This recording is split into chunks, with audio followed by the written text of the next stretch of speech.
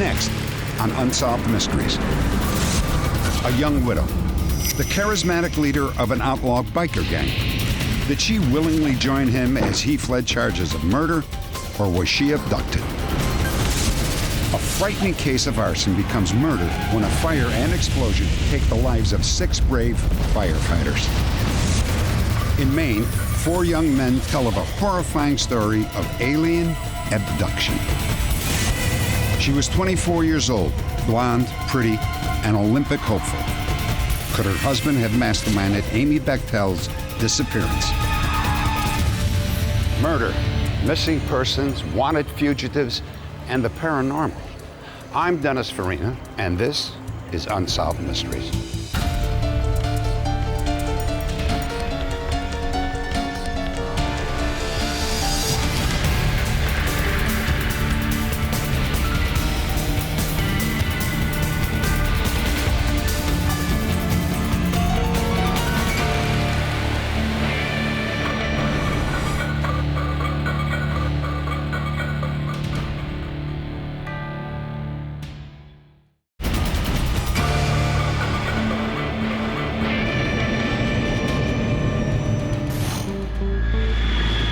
Gary, Indiana.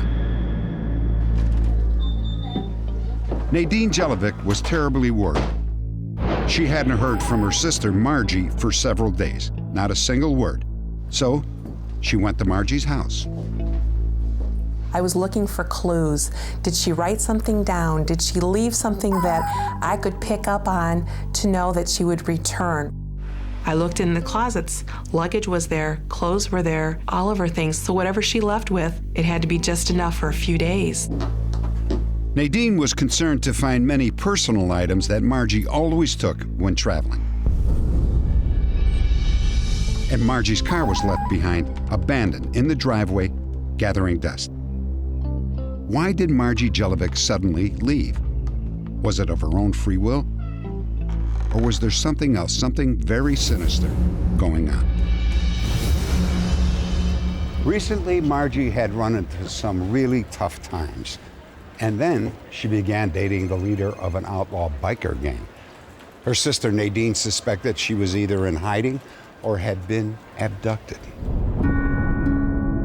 6 months earlier, Margie's life seemed ideal.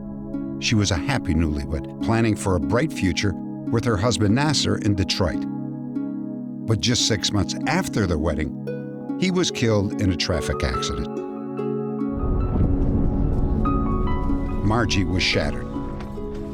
She decided to move back to Gary, Indiana. It was really, really hard on her. She spent a lot of time crying and trying to decide what to do. She insisted to come back and help my mom with the business. Margie immersed herself in her new job. She managed the night shift at the tavern owned by her mother. There, she first encountered a biker named Randy Yager. What's your name? I haven't seen you here before. My name's Margie. Margie, how do you do? My name's Randy. Randy, nice to meet you. Randy was a high-ranking member of a notorious biker gang, the Outlaws. He possessed an outgoing, scruffy charm and an air of danger which was attractive to the young widow. I think that he complimented her in ways that she needed to be complimented, and she needed perhaps those accolades that made her feel good, and he knew how to say the right things to charm her, and she in turn was charmed by him. Well, you should hook up with us sometime. I mean, meet a lot of new people, go out, have a good time. Maybe. Randy's charisma, however, covered up a darker side. Margie had no idea that he was an ex-convict with a long criminal record. He and other members of the Outlaws were under investigation for racketeering, drug dealing, and murder. 2 of the outlaw members murdered this old couple because they had a lot of money inside their house and actually stabbed them with a screwdriver through the throat. I mean, these are bad people that do that. Soon after they met, Margie began dating Yager. Margie was a good girl, for lack of a better term, who seems to have taken a walk on a wild side. This is uncharacteristic from what I've learned of her. Her family is not sure if or when Margie found out about Yager's criminal past. The only thing they know for sure is that she began to change. She became extremely distant. How about I make some coffee? No, I gotta go. You sure? She became distant with me and my children and distant with the customers. And I don't know whether she was told to be distant and not to speak, or she just totally started to remove herself from society. 3 months later, Margie left with Yager on a trip to Las Vegas. At that very moment, United States Marshals had already begun an operation to arrest Randy and several members of the Outlaws. 17 members of the Outlaws were indicted for a Midwest crime spree that included bombings, robberies, and 6 murders. I saw the pictures and I said, oh my God, my daughter went with that man, you know? Oh my God, what's going to happen to her now? Meanwhile, 1,500 miles away in Nevada, federal agents traced Yager to Las Vegas. But it was too late. He and Margie had apparently fled the city. The first thing I could think of was he going to hurt her? Because she's with this guy who now everyone in the country's looking for, and she's with him. And what if by mistake they find him and they hurt her? 2 weeks passed. Then Margie returned to Gary, safe but shaken. Her family was relieved, but Margie remained distant. Is everything all right? Yeah, everything's fine. Do you want to talk? No, I don't want to talk. She felt that they would try and find him through her. She was led to believe that her apartment was bugged, that people were following her in her parking lot. She had an extreme paranoia. And I said, Marge, what should you be paranoid about? Nobody's after you. You've not done a thing. 3 months after her return, Margie disappeared again. At first, it just seemed like that she had run off and joined Yager wherever he was at. But upon investigation, we found out that she had taken none of her clothes, her car, or anything else. It just seemed that she was gone. We're really not sure what happened there. It's been several years since Margie disappeared. Her family believes that even if she is with Yager, that she is no longer his girlfriend, but his victim. I feel that he is holding her back and he won't let her communicate to her family. And at this point, he's brainwashed her. Because this is so out of character for Margie not to make a phone call to us. Hello? Over the years, several mysterious phone calls have been made to the tavern during the mornings. The caller never speaks and only after a long pause hangs up. For her family, these calls offer the slender hope that they will one day see Margie again.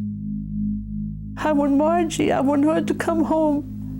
Whatever she did, but come home. My heart and my door is always open for her. I'm waiting for her. Update. There are new developments in this case. Here's one of our staff with details. Randy Yager and Margie Jelovic were discovered living together in a Mexican beach town called Rosarita. When Mexican authorities arrested Yager and found him in possession of a gun, Margie fled in their car, leading police on a high-speed chase.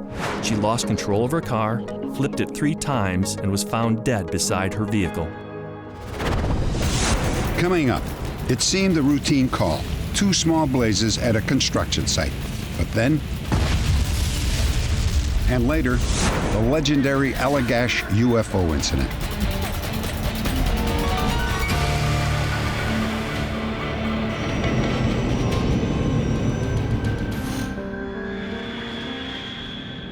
Kansas City, Missouri. It was just after Thanksgiving. Firemen raced to extinguish 2 small blazes at a construction site. It seemed like a routine call. The firemen were bringing the blazes under control. Then, in the blink of an eye, one of the fires exploded with terrible fury. He could have retired several years ago, but he loved it so much that he just stayed. He wasn't even supposed to have been working. He was filling in for somebody else. I'd rather have him go this way than to lay in a coma or be sick, because that would never be Jim Kilvett. He didn't want to fly an airplane because he didn't want to risk his life on an airplane. And I said, but you risk your life every day being a fireman. And he said, well, he's in control when he's at the fire department. That night, 6 Kansas City firemen died in the explosion. All were married, all had children, and there was the ugly fact that the fires had been deliberately set. It was now a case of arson and murder. The first minutes gave no hint of what was to come. At about 3:40 a.m., 2 security guards at a highway construction site discovered a pickup truck in flames. Yes, I want to report a fire. Some 500 yards away, a second blaze had been set. Look, there's some explosives there that are burning near the fire. Okay, we'll get somebody started. Pumper 41. At Station 41, Captain Jim Kilventon, Firemen Robert McCarnham, and Mike Oldham were out the door in 90 seconds. Pumper 41, use caution. Information from the calling party. There may be explosives stored in that construction site. The pickup truck may be in the construction site. 41's clear. The truck's totaled, but there is a fire on the other side of the highway. Yes, there's explosives on the other side of the highway? Yes, sir. The 2 fires were 500 yards apart and had been set almost simultaneously. Captain Kilventon and his crew soon had the truck blaze under control. However, the fire in the trailer still burned out of control. Within minutes, Captain Gerald Halloran and his crew from Station 30 joined Kilventon. Jim, what do we got? Well, Gerald, looks like we've... Captain Halloran was told that the explosives at the construction site were safely stored in fireproof bunkers. Just the fact that the bunker was there, in fact, there was 2 bunkers there, led that captain to believe that's where the explosives was, and this trailer was just a regular, normal construction trailer with tools and equipment in it. And therefore, there was no danger that he was going to put that fire out and they'd be done for the night. With the truck fire contained, both fire crews began tackling the burning storage trailer. At 4:08 a.m., the battalion chief pulled into the construction site. We understand there's some explosives here in a bunker. We think that there's some in the trailers over there as well. Trailers that are on fire? Yes. Let's get them out of there, John. 106.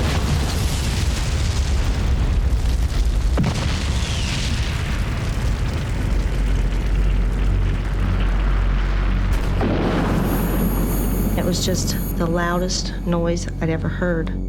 It just kind of went through you. It was just so loud. I can't describe it. I'm serious. It was just incredible. And we live about 12 miles away from where the explosion was. Knocked me out of bed, and I got up and looked to the east, and I saw a great big ball of fire, and I said to myself, Gerald's going to have to go to that because that's his district. And I just knew he had to go. I knew he'd be there. 107. Explosion just as we pulled up in here, get us all kinds of ambulances and at least three more companies. 15 companies of Kansas City firefighters rushed to the aid of their comrades, but they were forced to wait. From the sounds of the explosion, they were pretty sure that nobody had survived. And so we made the decision that we were going to wait until daylight because we didn't want to go up there and stumble around on more explosives and get more people injured and killed. Then, a second explosion ripped through the site. Pumper 41 or Pumper 30, answer. Pumper 41 or Pumper 30. At that same moment, Jim Kilventon's wife was listening on a police scanner. A visit from the battalion chief soon confirmed her worst fears. He says, "They're gone?" I said, "No way. They're still alive." He said, "No, they're gone." his captain came to the door, and when he came in, and I said, "Don't tell me it isn't true." And I just started crying. Daylight revealed a devastated landscape as investigators sifted through the wreckage for clues. It was evident that nobody could have survived that. It was just totally devastated. I don't think any of the group that went up there was expecting what we found. I don't think anybody had any idea that it was that bad. I'd been in Vietnam and seen B-52 strikes, what the aftermath of those were, and these craters were much larger than 2,000-pound bombs leave. And as we found the firefighters, we came to the last one, and he was laying there and his radio was still on. And you could hear the voice of the dispatcher still coming out over the radio, calling, and it just kind of shattered the stillness of it. It's just a very surreal-looking scene. A public outcry erupted. Angry citizens inundated the police department with hundreds of leads. The tips have ranged anywhere from someone out trying to steal, someone out just for fun, someone out just because they like to set fires, wanted to see what would happen. But as time wore on, these leads soon wore out. I guess I feel like if I knew who did it, we'd know why they did it. And I don't think they were trying to kill 6 firemen, but somebody was trying to do something to somebody, and 6 men are gone. And that's hard to deal with. We were all very proud of our husbands, and we were proud of the people in Kansas City because they gave us such support. We weren't alone. Update. When we filmed this story, Kansas City firemen had to push aside painful memories of the blast to help us film the recreations. Their efforts paid off in a big way. After the broadcast, more than 600 viewers contacted us. Their leads, tips, and information led directly to the indictment of 5 suspects. 9 years after the explosions, all were found guilty. They are George Frank Shepard, his brother Earl, their nephew Brian Shepard, Frank Shepard's girlfriend Darlene Edwards, and Richard W. Brown. At the trial, prosecutors said the fires had been set deliberately during an attempt to steal equipment and dynamite from the construction site. Each of the defendants was sentenced to life in prison. Next, the remarkable story of 4 men whose camping trip turned into a close encounter of the most terrifying kind.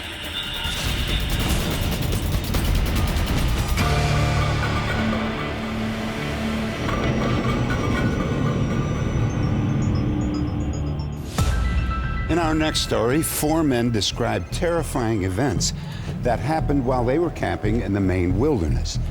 They claim that they were abducted by aliens.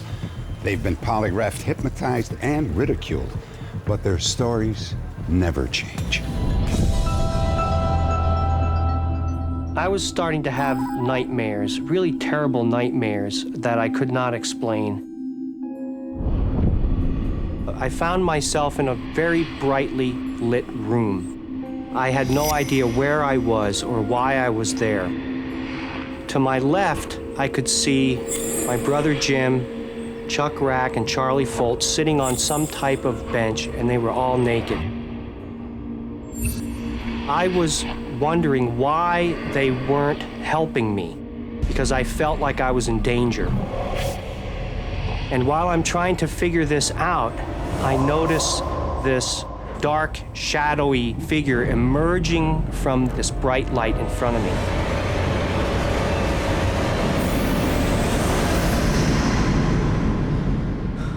I would wake up sweating and breathing heavily and just in a state of terror and shock. For years, Jack Weiner told no one about the nightmares except his wife, Mary. Then Jack's twin brother, Jim, confessed that he, too, was being haunted by exactly the same disturbing nightmares. It was a real surprise to find out that Jim was having identical dreams. There were always certain elements of the dream that were the same, some type of creature, and being helpless, being violated was a feeling I often woke up with. In every dream, the twins were with Charlie Foltz and Chuck Rack, two friends they had met in school. They wondered if these nightmares could be connected to a camping trip 12 years earlier in Maine. That summer, the four men spent 2 weeks in Maine's Allagash wilderness. The Allagash covers thousands of acres in the northernmost part of the state. On the second night out, Jim noticed a bright object in the sky. It's right over there. It was just floating above the treetops. It didn't seem to be moving in any direction. And I looked at it through the binoculars for maybe 15 seconds, 30 seconds, and it suddenly just winked out from the outside edges inward. It's gone. Where is it? I mean, it literally just went like that, and it was gone. There was something about this thing that left me with an odd feeling that wasn't quite right, but I really didn't dwell on it. The men continued through the Allagash wilderness. On the fourth day, they decided to try some night fishing. They built a bonfire to mark their campsite. You guys, someone want to give me a hand with this fire? It's pitch black out there. We'll never find it. It was a fairly good fire that would have lasted 4 hours bare minimum. And then we struck out onto the lake just as it was getting dark. Chuck Rack was the first to realize they weren't alone. I had a feeling that there was someone staring at me from behind me. I turned over my right shoulder like that, and I saw this large, round globe of light that looked exactly like what we had seen 2 nights previously. It had this roiling effect to it, like a miniature sun. Very, very bright. It lit the treetops up like daylight. Hey guys, look at that. And it was absolutely silent. After looking at it for what seemed like several moments, we decided to signal this thing. And that's when Charlie picked up the flashlight and squeezed off a message, SOS.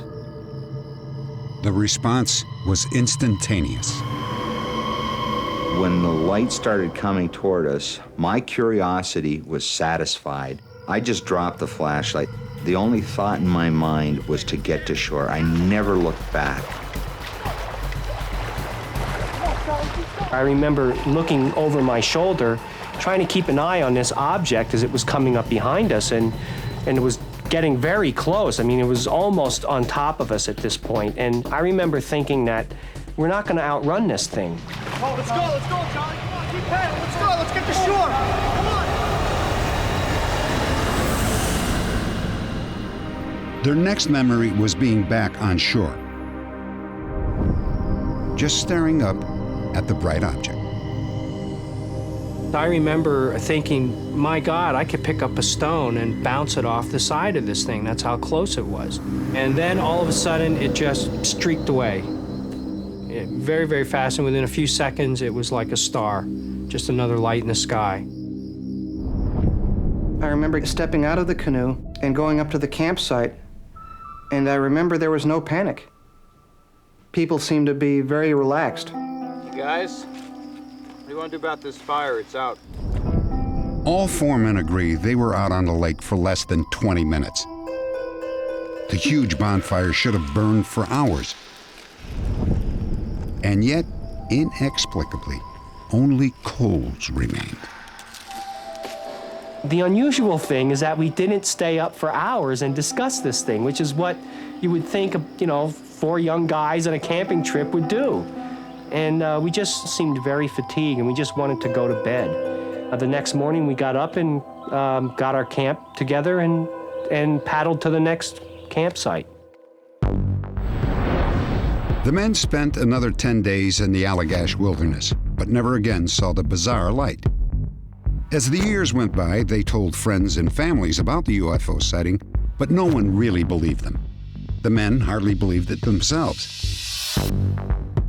Then the nightmares began for Jim and Jack Weiner. Hi, Ray.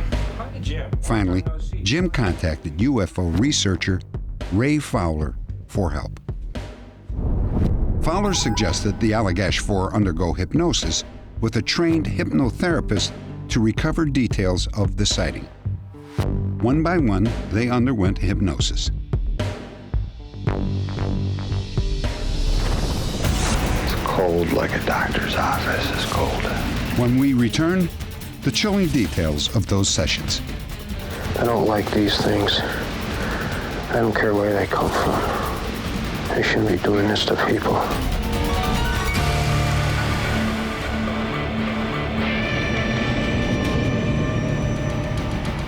See, Jim, it's right there. Deep in the wilderness of northern Maine, 4 men witnessed what they believed was a UFO.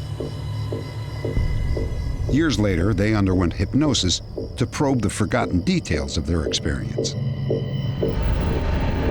Under hypnosis, each of the men experienced terrifying repressed memories, memories of being abducted. They were almost exactly alike. Independently of one another, each of them drew illustrations of their incredible recollections. These are the actual paintings and drawings. All 4 said they were taken aboard the craft. The aliens forced them to strip naked and seemed to be conducting medical examinations. The aliens took samples of the men's skin and body fluids, their blood, urine, and semen. What follows are excerpts from the actual sessions. They don't know what to do. I think they think I'm going to come after them. I feel like I want to. I feel like I want to. The first one that comes near me, I'm going to throttle them. I don't like these things. I don't care where they come from. They shouldn't be doing this to people.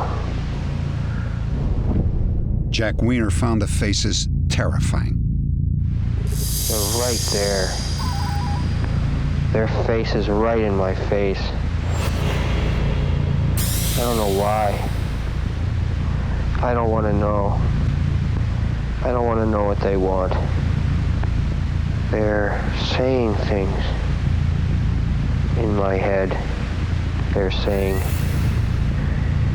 don't be afraid. They say, do what we say. Just do what we say. Charlie Foltz was the next to be examined. It's cold like a doctor's office is cold. They put the panel over your chest, and then they scrape your arms, your chest, your legs and thighs. We shouldn't be here. I just keep thinking I want to be back in the canoe. Chuck Rack could actually see what the aliens were doing to Charlie. See some sort of device on him. They've got it looks like a silvery, like it's got curves on it. It's almost like it sucks something. He's got his head tipped way back. It's almost like he's in pain. We can't help him. All we can do is watch him. I don't know if you're aware of it, and you probably aren't because you haven't been talking to each other. It was not until after the hypnosis sessions that the Allagash Four discovered that each of them had recalled the same horrifying events. You saw the same things, experienced the same We were things. amazed that Jack would say something about how he remembered the light, or Chuck Rack would say something that he remembered, or Charlie would say, and we'd sit there, my God, that's exactly what we remembered. One person would pause to take a breath, and the next person would pick up, and you knew what they were going to say. You knew what they were going to say, and when they paused for breath, you could continue. And it was also kind of nice to know that I wasn't going insane having these nightmares, that they were, in fact, real memories of an event that did happen. Ultimately, each of the Allagash 4 took polygraph tests and passed easily. For skeptics, however, stories of alien abduction do not stand up to scrutiny. Some suggest that images from popular culture or horror movies may have triggered false memories of alien abduction. Some of the stories that you hear about abductions are right out of the films. I mean, almost verbatim. Media-driven, it's cyclical. You get some good cases on TV, people hear about them, they think they may have had the same thing happen. It sort of feeds upon itself. Hey guys, look at that. Usually these are people who have no interest in abductions, have not read about it, are even unfamiliar with the nature of the beings, and are shocked and astounded when they hear someone else has had these experiences as well, or that there is material in the media about it. The investigators have a very clear-cut agenda about what they're looking for. So if you get somebody that's doing UFO abduction research, this is a person that generally has already decided that UFO abductions are real, that thousands of people are having them, they have a symptom list, and if you come in the door with those symptoms, then you must have been abducted. It really doesn't work like that. I'm open to listen to something which other therapists or other mental health professionals have not been able to listen to. This is not a club anyone wants to belong to. This happened. If you believe it, that's all right. If you don't believe it, I don't care. I don't care, because it did. For the skeptic, UFO stories may seem dubious or even preposterous. So until there's an alien spacecraft placed on public display somewhere, there will be doubters. Even so, the stories are hard to explain in some of the most fascinating unsolved mysteries we encounter. Coming up, in Wyoming, a marathon runner mysteriously disappears. Could her husband have been involved?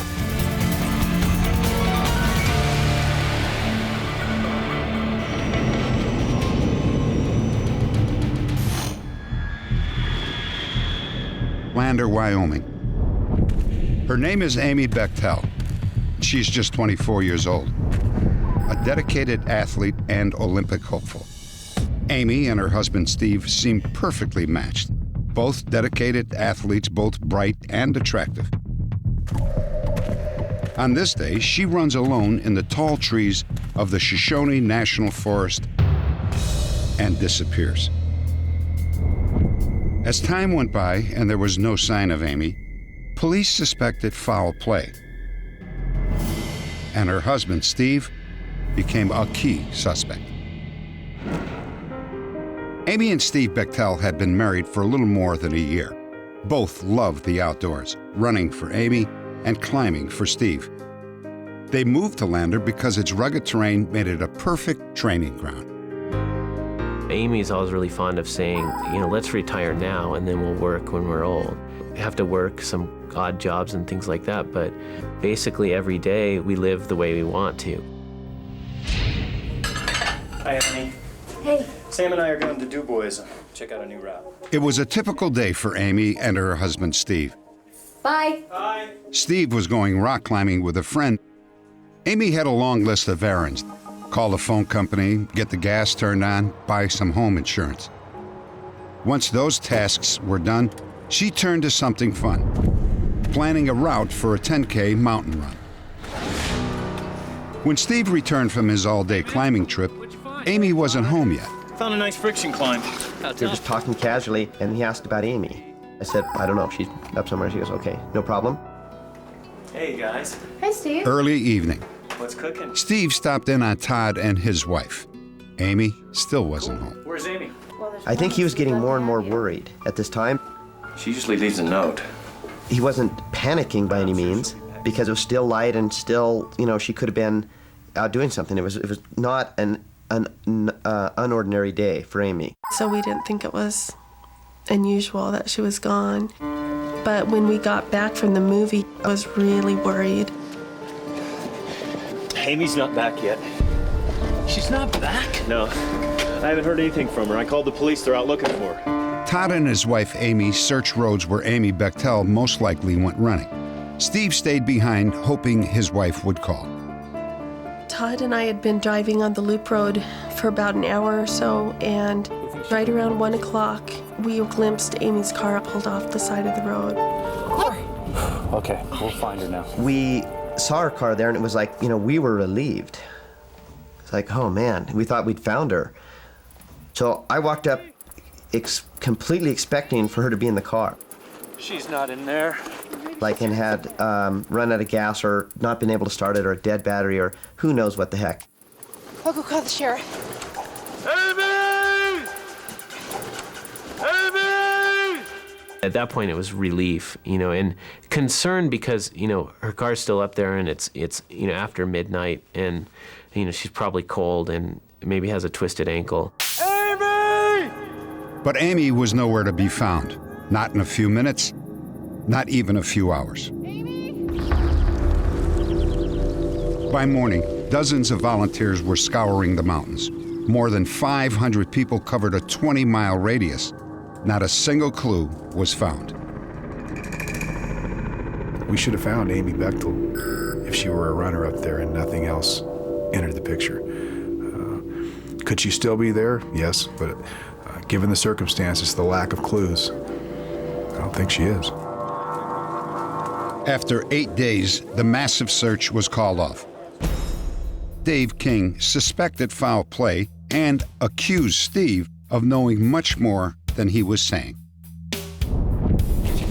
Steve, you know what this is? No. This is evidence that ties you directly to Amy's disappearance.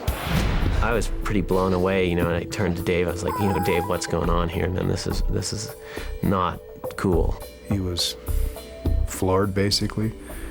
He slumped down in the chair. We have some serious questions about you and your wife's relationship. The best thing you can do right now is cooperate. The guy says, look, if you take a polygraph test, we'll get this cleared up right now. And I was like, wait a minute, if you guys are accusing me of something I didn't do, I'm going to want to talk to legal counsel here. I wouldn't let any client take a lie detector test. They're completely inaccurate. They come in about 1/3 of the time as a false positive, and it would be a terrible injustice to Steve if he fell within that 1/3 false positive and it was used wrongly against him. Deputies searched Steve and Amy's home. Among the items they confiscated were a series of journals Steve had been keeping since high school. Journals investigators found incriminating. We've obtained many pages of writings. There are song lyrics in there, and there are writings about power and death, some about killing people. Sheriff's investigators asked Amy's family and friends to read excerpts. Did you see that? I was floored. I wondered about this guy, At that point, my wife and I, we both thought, there are some things that we've seen in the past that, maybe somebody should be aware of. Amy's brother told the sheriff about one night Amy and Steve were over for dinner. How did you get that bruise? It's nothing, it's just a bruise. Just a bruise? Just a bruise. Steve can get a little rough sometimes. Amy just laughed it off, would not look me in the eye, and I said, that is not a normal reaction, particularly for Amy. Deputies also found a camper who claimed that on the day Amy disappeared, she had seen a blue pickup truck driving fast on the mountain close to where Amy's car was found. A man was at the wheel and a blonde woman was in the passenger seat. The next day, the camper saw the same truck at the search site.